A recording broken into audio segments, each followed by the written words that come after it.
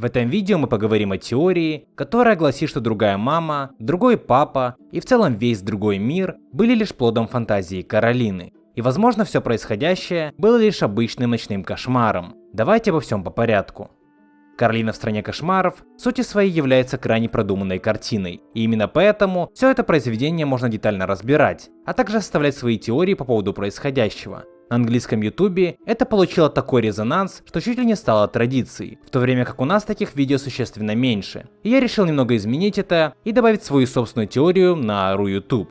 Еще смотря Каролину в первые разы, мне уже приходила одна гипотеза по поводу другого мира, но тогда я даже не задумывался о дальнейшем ее развитии. Однако сегодня я все же решил продолжить свою мысль и поведать вам мою полноценную теорию по Каролине в стране кошмаров. В одном из своих прошлых видео я мимоходом упомянул о том, что весь другой мир в мультфильме вполне может быть сном самой Каролины. Тогда я думал, что это достаточно распространенная теория, но рыская по всему интернету, я нашел лишь две ссылки, так или иначе затрагивающие эту тему. Сразу скажу, что данная теория построена лишь на моих собственных рассуждениях и вполне возможно является ошибочной. Поэтому, если у вас есть какие-то факты о опровержении моей теории или же в поддержку, можете смело оставлять их в комментариях. Таким образом, она станет лишь более наполненной. Весь мультфильм «Каролина в стране кошмаров» показан нам от лица самой Каролины, и именно поэтому мы видим его таким мрачным. Вся атмосфера картины лишний раз намекает, что что-то тут не так. Ведь все окутано неестественной жуткой атмосферой, что помогает моей теории держаться на плаву. Еще самой Каролине дико скучно на протяжении первых минут 20-30. И знаете, это странно, ведь дети сейчас все время в смартфонах. Может быть, у родителей Каролины не было подобного рода добра. Ну, тогда им стоило просто зайти на e-каталог, в поиске элементарно вбить смартфоны, затем ставим небольшую цену, скажем 2000 гривен или 5000 рублей. Балуемся с фильтрами, если надо, выставляем параметры камеры, оперативной памяти и так далее. Тут это сделать легко. После всех махинаций нажимаем «Подобрать». Далее выбираем несколько подходящих вариантов, сравниваем и делаем окончательный выбор. Затем смотрим магазин, где можно купить подешевле, и оформляем покупку. После чего Каролина получает свой смартфон, не скучает, родителям не мешает и в другой мир не попадает. Легче простого. Но без смартфона действия пошли немного иначе. Есть несколько факторов, которые заставляют меня считать, что другая мама и остальные являлись лишь сном, который, возможно, продолжался несколько ночей подряд. Когда нам показывают Каролину в самом начале, мы видим, что она ведет себя очень любопытно, но через время ей становится скучно. Тогда же она начинает просто бродить по дому, чтобы убить немного времени, и вдруг натыкается на некую потаенную дверь, которая дает ей надежду на что-то интересное. Но когда мать открывает ей эту самую дверь, она разочаровывается, ведь за дверцей ничего и нет, лишь кирпичная стена и не более. В следующий раз, когда Каролина ложится спать, она якобы просыпается от звуков мышки, которая ведет ее к той самой дверце. И, о чудо, вместо стены здесь теперь вход в волшебный мир. Но, возможно, все не совсем так. В нашем мире существует такой феномен, как ложное пробуждение. Ложное пробуждение – это такое состояние, в котором человеку кажется, что он проснулся, но на самом деле он все еще спит. Ему может казаться, что уже наступило утро. Он может встать с постели, почистить зубы, позавтракать и вполне спокойно пойти на работу. Но дело в том, что это будет всего лишь сон, очень даже реалистичный сон. И ведь почти всегда, когда нам что-то снится, мы не понимаем, что все еще спим. Нам кажется, что все события во время сна являются реальными. И вполне вероятно, именно это и происходит с Каролиной в конкретном моменте, да и вообще на протяжении всей картины. Ей кажется, что она проснулась и встала с кровати. И как раз то, что она не смогла получить в реальности, она приобретает во сне. Ее родители в реальном мире не обращают на нее внимания. Здесь же она центр внимания. В реальности еда, которую она ест, ей не нравится. Но в другом мире все именно так, как она хочет. А также эта дверь, на которую Каролина возлагала такие огромные надежды, в действительности просто-напросто закрыта. Но в другом мире она открыта. Все как в идеальном сне. И прошу вас заметить, после этого идеального сна Каролина проснулась не где-то в другом мире, а на той самой кровати, на которой она изначально заснула. Она не проснулась в другом мире и не использовала портал, чтобы вернуться. Моя теория также гласит о том, что сон Каролины с самого начала не был ночным кошмаром. Как мне кажется, первоначально это сновидение было просто обычным сном, но через время он обрел совсем иной окрас. В начале видео я сказал, что весь мультфильм мы видим от лица Каролины, и именно поэтому все в реальном мире кажется мрачным. Так вот, потом все становится еще более мрачнее, ведь Каролина со всех сторон начинает слышать какие-то жуткие вещи по поводу Розового дворца. Розовый дворец — это то место, где живет Каролина. Вайби говорит ей о том, что бабушка запрещает ему входить в этот дом, так как ее сестра пропала здесь много лет назад, и в целом там очень опасно. И это уже в какой-то степени предостерегает Каролину. Мисс Пинк и мисс Форсибл сказали ей, что ее остерегает какая-то угроза. Бобинский же говорит, что мышки ему передали о том, чтобы она не ходила в какую-то маленькую дверку, что очень даже странно. Но это все в принципе можно легко объяснить следующим. Бабушка Вайби имеет детскую травму, поэтому и опасается Розового дворца. Мисс Пинк и мисс Форсибл сами не могут определиться. Тебе грозит страшная опасность.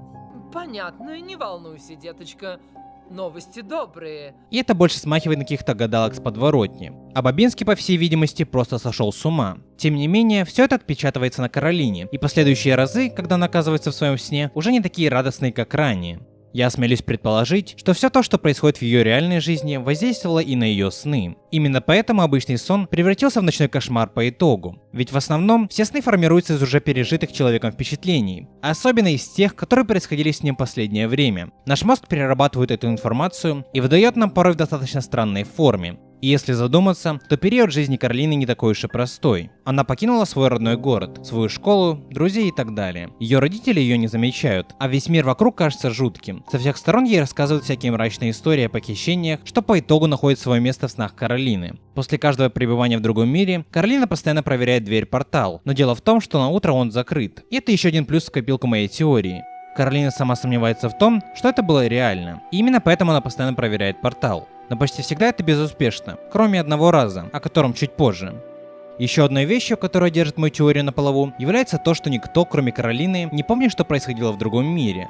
Родители, которые были в плену у другой мамы, после освобождения не помнят ничего. Вполне возможно потому, что их там просто не было. Ведь, как мы знаем, сон — это индивидуальное переживание, и коллектив не может испытать один сон. В нашем случае это индивидуальные переживания Каролины. Примечательным также является один момент, когда Кот и Каролина уходят за рамки этого мира, и мы видим то, что он преобразовывается, что смахивает на факт того, что Каролина сама создает этот мир. Это ведь ее сон. Она превращает все в абстракцию, а потом возвращает назад. Но, конечно же, убеждает себя в том, что все это сделала другая мама. Таким образом, теория вырисовывается очень даже неплохо, но в каждой теории есть свои спорные моменты. И сейчас я пробую дать ответы на те, которые возникли у меня при составлении данной концепции. Первый странный эпизод состоит в том, что в начале картины Вайби дарит Каролине странную куклу. Непосредственно перед началом мультфильма нам показали, что ее якобы сделала другая мама. Вопрос в том, откуда у Каролины появилась эта кукла в реальном мире, если это был всего лишь сон. По словам матери Каролины, ее подбросил Вайби. Когда же наша главная героиня решила спросить у него самого, откуда он ее взял, Вайби просто сказал, что где-то нашел ее. И сразу же после этого нервно перевел тему на какого-то слизняка. Глянь на этого слезилу. В рамках моей теории можно предположить, что Вайби самолично сделал эту куклу, так как ему понравилась Каролина, и он захотел сделать ей сюрприз. Либо же попросил свою бабушку сделать это за него, что даже более вероятно. Один из главных спорных моментов, о котором уже вероятно написало большое количество людей, заключается в том, что в определенный период Каролина таки смогла открыть дверь в другой мир прямо средь бела дня. Мой ответ на эту несостыковку заключается в том, что вполне возможно однажды, когда Каролине приснилось то, что она попала в другой мир, она так и не проснулась. И события продолжались, но где-то с середины мультфильма мы, возможно, лицезрели один большой сон маленькой 11-летней девочки. Просто взгляните на то время, которое Каролина проводила якобы в реальном мире, когда ее родители якобы были в плену у другой мамы. Все вели себя крайне странно. Да, они и до этого себя так вели, но просто задумайтесь. Каролина приходит к мисс Пинк и мисс Форсибл и говорит, что ее родители просто пропали. Их нет уже много времени. На что они ей просто дают вот эту штуку и говорят, мол, она тебя убережет. Они не вызвали полицию и не сделали ничего. Просто дали мистический треугольник и сказали удачи. В реальном мире взрослые едва ли оставили это без внимания. Но в парадигме Каролины это возможно, ведь ее часто игнорируют ее родители. И это, скорее всего, отразилось и на ее сон. После первого попадания в другой мир, Каролина просыпается у себя в спальне и видит, что ее Poison Oak, или как у нас перевели ожог, просто исчез. И как раз накануне этого, другая мама помазала этот ожог грязью. По данным, которые я нашел в интернете, стало понятно, что Poison Oak Rash, или же ожог, проходит от 1 до 3 недель. И поэтому вариант с тем, что он сам испарился за ночь, сразу же отпадает. Можно предположить, что настоящая мать Каролины помазала ей грязью руку, пока она спала. Ведь она в этом разбирается и вполне могла это сделать. Когда Каролина выбирается из другого мира, мы видим, что ее родители как раз только вернулись домой, но девочка заметила на них снег, что якобы является доказательством того, что они были заперты в шаре. Но как только она заговорила о нем, он резко пропал, что очень даже странно. Возможно, в этом моменте сыграла детская фантазия Каролины, и она начала видеть там снег, хотя и обмокнуть родители вполне могли на улице, ведь если мы взглянем в окно, то увидим, что там как минимум моросит, а возможно и идет полноценный дождь. Невозможно также пренебречь тем, что Каролина все еще ребенок, а детям свойственно выдумывать всякое. Дети представляют, что их игры происходят с ними в реальности. Любая палка может стать мечом, а любой пол превратиться в лаву, и дети представляют это куда лучше взрослых. И это может быть также альтернативным объяснением того, почему Каролина увидела портал средь бела дня, почему снежный шар сломан, а Каролина находится вся в паутине. Это в случае, если вас не устраивает моя гипотеза об одном большом сне, начиная с середины мультфильма. И, пожалуй, последняя спорная деталь как раз таки заключается в том, что в рамках моей теории почти все от середины мультфильма, вплоть до самой последней сцены в саду, является лишь одним большим сном. Таким образом, когда в этом сне Каролина вместе с Вайби побеждает руку другой мамы, она говорит ему, мол, приведи завтра свою бабушку, и мы вместе расскажем ей обо всем. И Вайби действительно приводит свою бабушку. Конечно, возможно, это огромное совпадение, или же это тоже была часть сна, или еще что, но на этот момент я не смог подобрать подходящего ответа. Возможно, кто-то из вас имеет мысли на этот счет. Теория теорией, но вы, ребят, должны понимать, что по сути нет особой разницы, происходило ли это во сне или нет. Было ли это лишь фантазией Каролины, или же другая мама и вправду существует. Ведь суть самого произведения почти не меняется. Картина не становится хуже от правдивости одной или другой теории. Я просто решил поразмышлять над вероятностью того, что другой мир в Каролине был лишь сном. Не надо ставить дизлайки, если вам просто не нравится сама идея того, что почти весь мультфильм был сном маленькой девочки. Я также прошу вас сохранять резонность и не писать что-то безосновательно, но конструктивную критику я с радостью приму.